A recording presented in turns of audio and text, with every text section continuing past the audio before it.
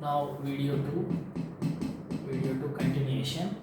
So at a medium wavelengths, the intensity is maximum. With high wavelengths and lower wavelengths, intensity is less. So the wavelength at which the intensity is maximum is called lambda max. Lambda max. So this lambda max value with increasing the temperature become left side. At 5000 Kelvin, it is here, lambda max is here, but at 7000 Kelvin become left side, it will become lower wavelengths. So lambda max is inversely proportional to temperature. Lambda max is inversely proportional to temperature. At higher temperature, lambda max is less. At lower temperature, lambda max is high. That is right side wavelengths are increases.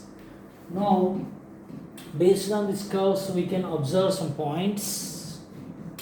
That is, the lambda max is the intensity of high intensity, and also we can observe from this graph. So if these dotted lines represents, not these dotted lines, I am representing these dotted lines. So these dotted lines are based on classical theory, classical wave theory. So according to classical wave theory,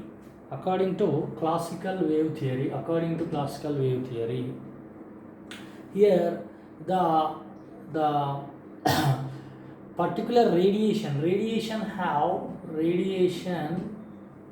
when emitted from a body, when emitted from a body have fixed wavelength, but intensity changes with temperature.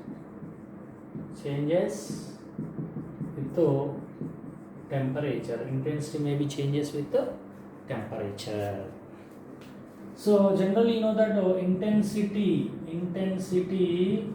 is directly proportional to temperature.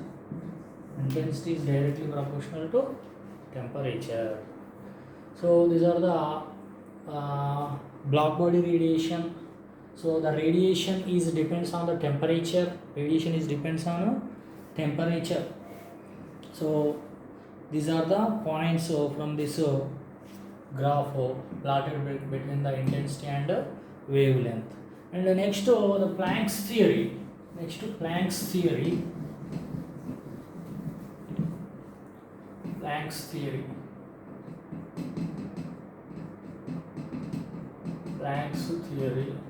According to this theory, the radiation is due to vibrations of the particles. Radiation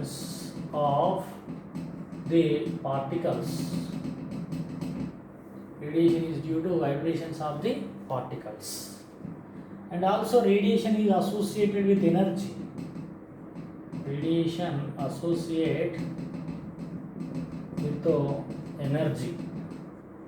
So this is proposed by Planck scientist to explain the black body radiation only. So radiation is associated with the energy, and the radiant energy means maybe absorbed energy or emitted energy. Radiant energy is in the form of packets. Those are called quantas. That means discontinuous.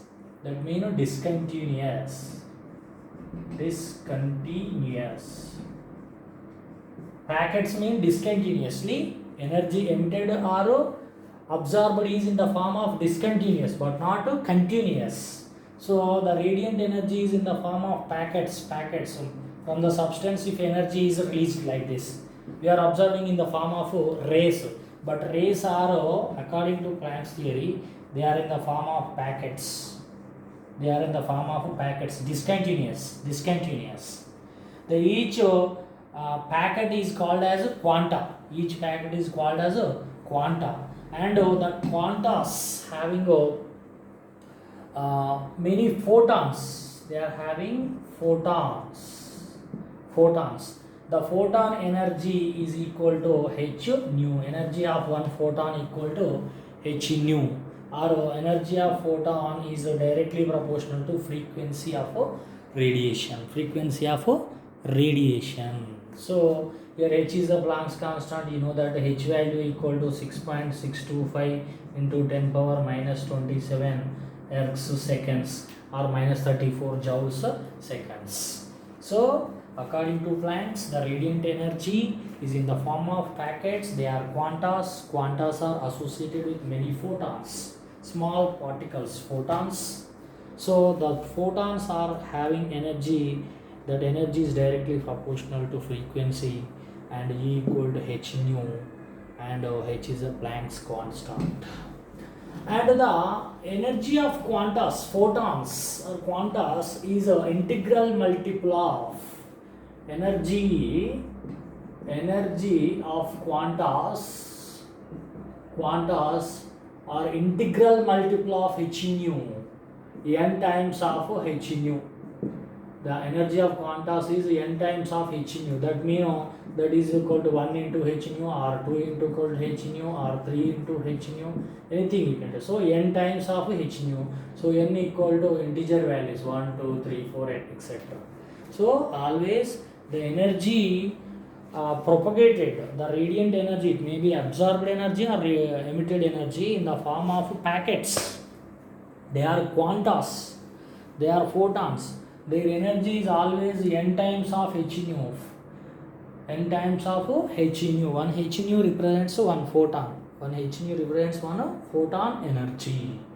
So this is the Planck's quantum theory, and also he explained that the emitted radiation is propagated in the form of waves. The emitted radiation, so from the substance, the emitted radiation is emitted in the form of waves. Okay, thank you.